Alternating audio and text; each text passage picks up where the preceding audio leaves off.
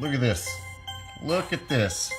People actually believe that there is a car floating around out in space.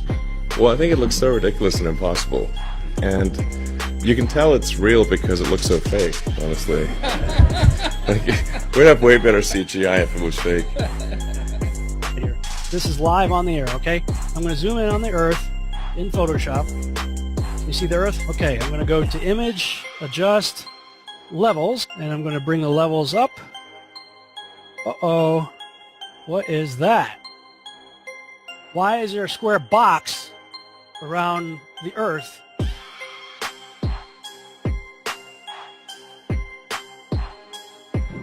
It is Photoshop, but it's has to be. It is Photoshop, but it's has to be. It is the world that has been pulled over your eyes to blind you from the truth. What truth? That you are a slave, Neo. Like everyone else, you were born into bondage, born into a prison that you cannot smell or taste or touch. A prison for your mind.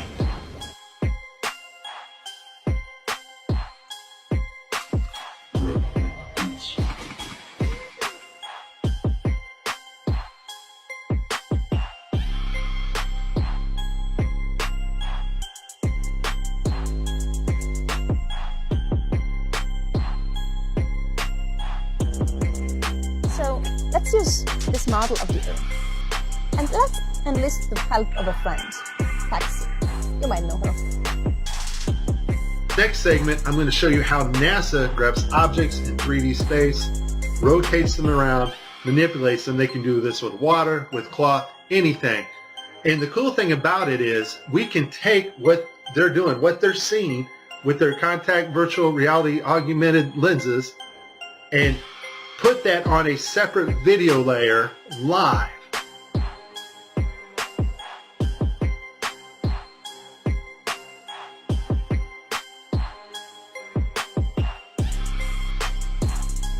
Okay, I have a lot of Tim Peake screw-ups, but this one here, the system glitches, the software does not track his hand properly, and Tim slips his hand underneath his other fingers, which is tightly holding onto the mic, which would be impossible.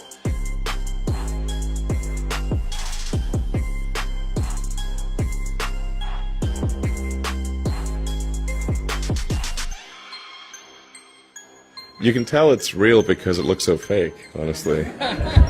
Like, we'd have way better CGI if it was fake.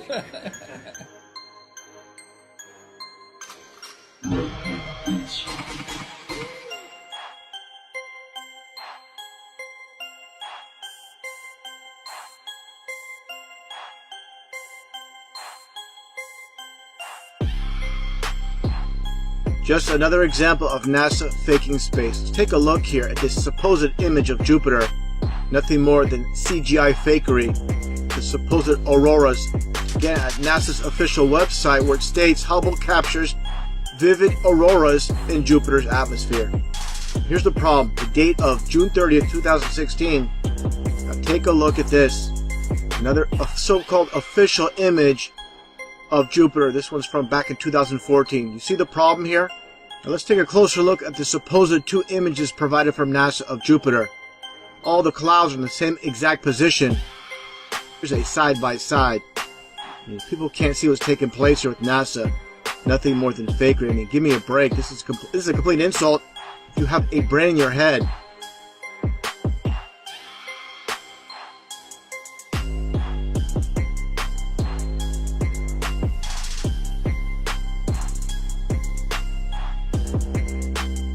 Look like you're in a studio, maybe in Omaha, Nebraska or something. The shot is so clear. Is this a hoax? Are you really in space still? I don't know. We're going to have to do something for you. I want to do it. I know. Oh, yeah, I can do that. Watch this. Is this a hoax? Are you really in space still?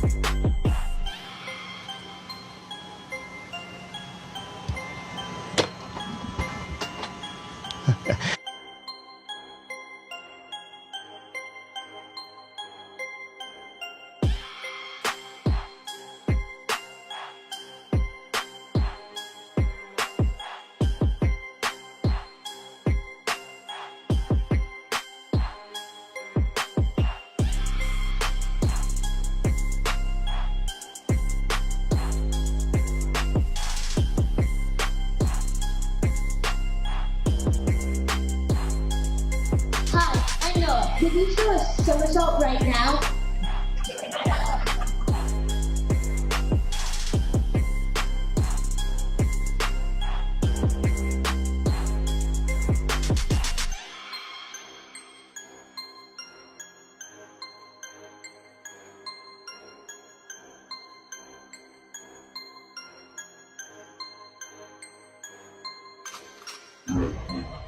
Is this a hoax? Are you really in space still? See the hair? See the hair? And they just start making stuff up. Yeah. Like that Neil Armstrong guy. Have you seen him on the talk shows? Neil Armstrong, you mean the first man to walk on the moon? Talk about a fish story. Man, and they're buying it. Oh, yeah.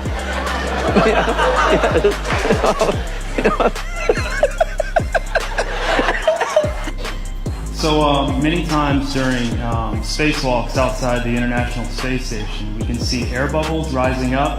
Can you touch on how there are air bubbles in space? Can you be more specific? Air bubbles?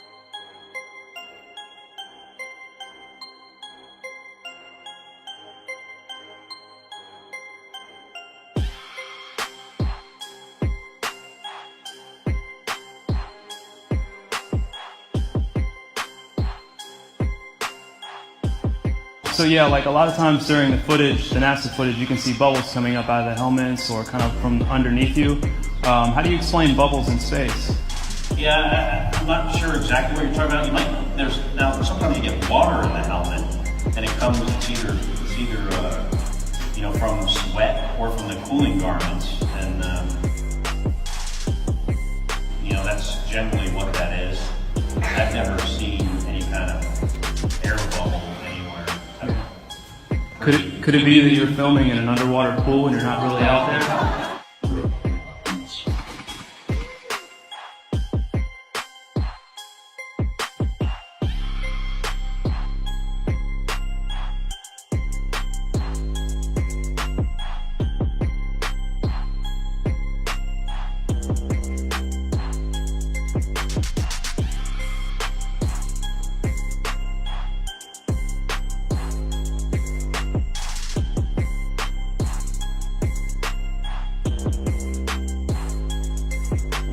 Let me tell you why you're here. You're here because you know something. What you know you can't explain, but you feel it. You felt it your entire life. That there's something wrong with the world. You don't know what it is, but it's there, like a splinter in your mind, driving you mad. You're a coward and a liar and a thief.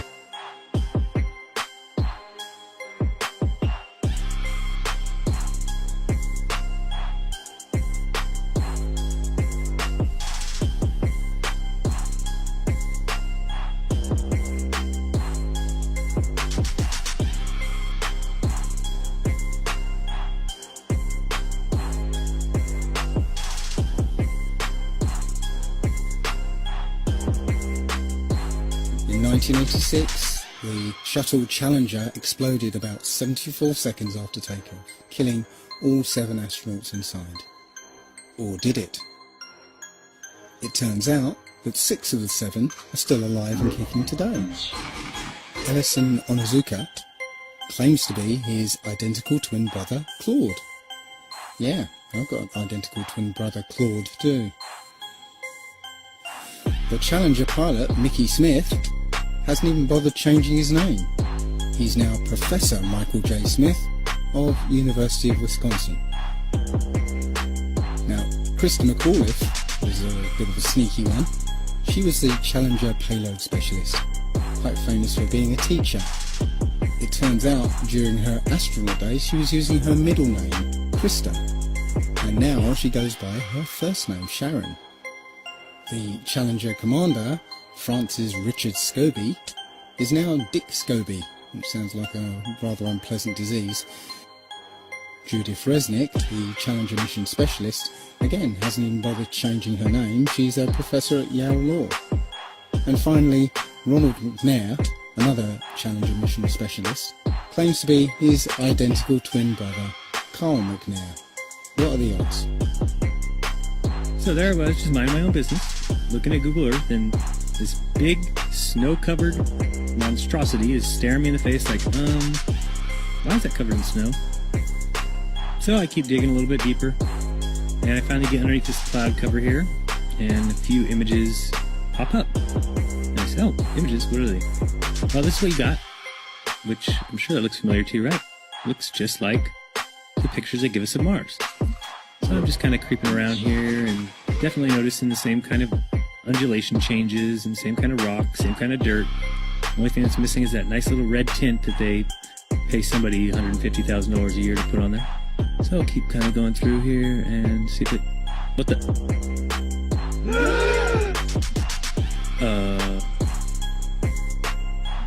Yeah. So, I got another truck. Oh yeah, it says NASA. What's that say? Mars Project? I think I found out where Mars is, guys.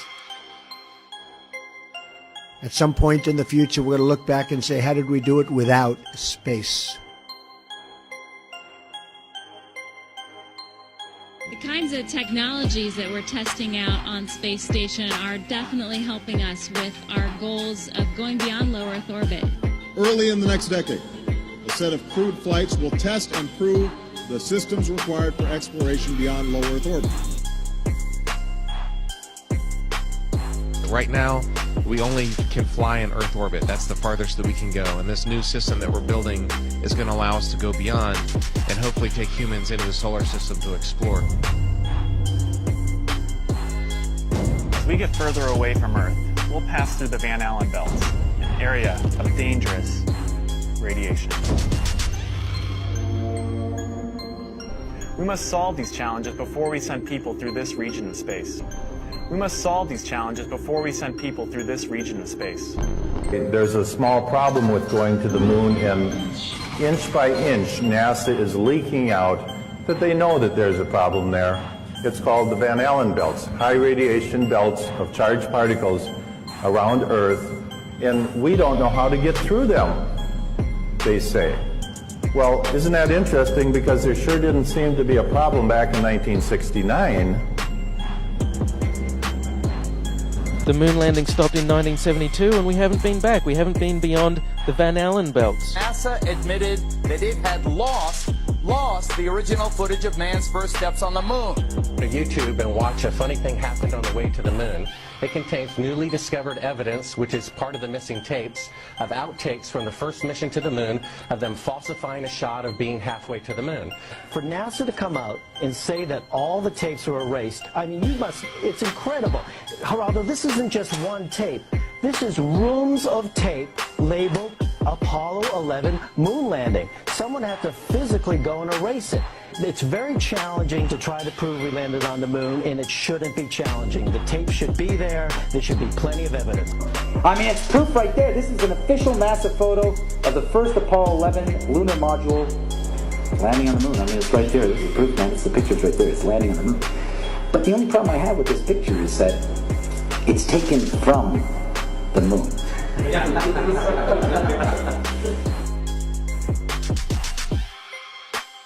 People who believe they saw the landing on the moon because they heard it on the radio.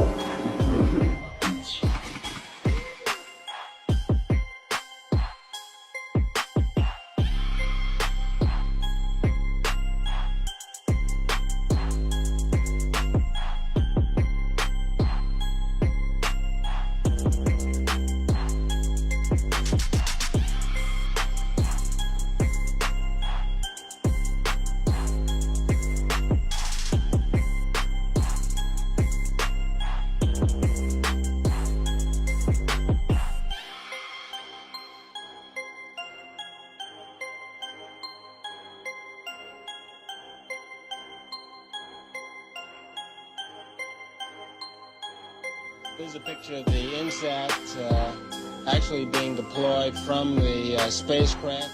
Did you see it in the background? There was a guy in the background, man. I'm not kidding you.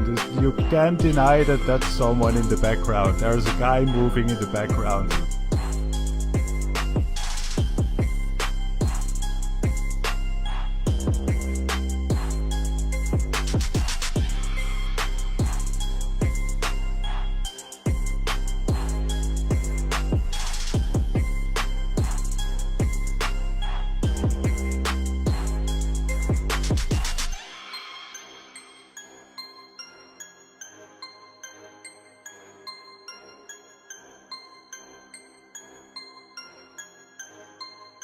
And I'll tell you, just if nothing else, here's why you can tell they're not fake. Just to create the paperwork, that amount of paperwork would make faking it prohibitively expensive. No one could afford to generate that much documentation. All of that happened in a little town called York, Maine, across the United States from where we're talking to you right now. Across the United States from where we're talking to you right now. My research of the last year has led me to the conclusion that not even low Earth orbit is possible, that the International Space Station is a hoax, and all manned space travel is fake. First though, let's have a look at the International Space Station. I want to talk about some of the anomalies I see there. For the inside of the International Space Station, there are a couple of zero-gravity tricks that they use to fake it. The first is they have a complete mock-up of the International Space Station built on the inside of an airplane. And that airplane does a bunch of rises and falls. It does an upside-down parabolic trajectory, and that simulates zero gravity. The other main way they simulate the zero gravity is with suspension in front of a blue screen. And they use that trick for extended periods of time, for longer than 45-second segments. But they can't move around as much. They can't do the acrobatic flips and rolls in the extended mode. So there's full motion mode where they can fully move around, and that's faked in a plane. And then there's suspended or extended mode where they're suspended by wires in front of a blue screen. They don't move around as much, but they can make the scene last for a longer period of time. The extended mode is much quieter than the full motion mode. In full motion mode, you can actually hear the sound of the jet engines, the engines of the airplane.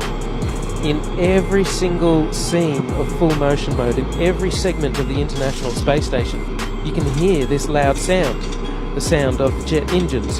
You could argue that it's the air conditioning system. Not even an office air conditioner is that loud. And why is there a loud sound in every segment of the International Space Station?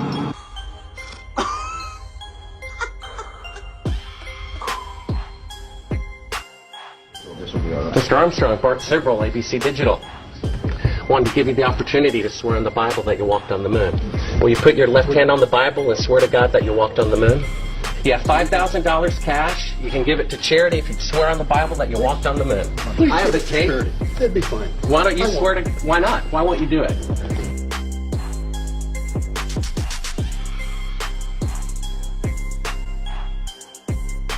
The Earth supposedly 23.4 degrees on its axis. And that leaves you, of course, the occultic number, again, 66.6 degrees off. Well, Earth is supposedly orbiting around the Sun at 66,600 miles an hour.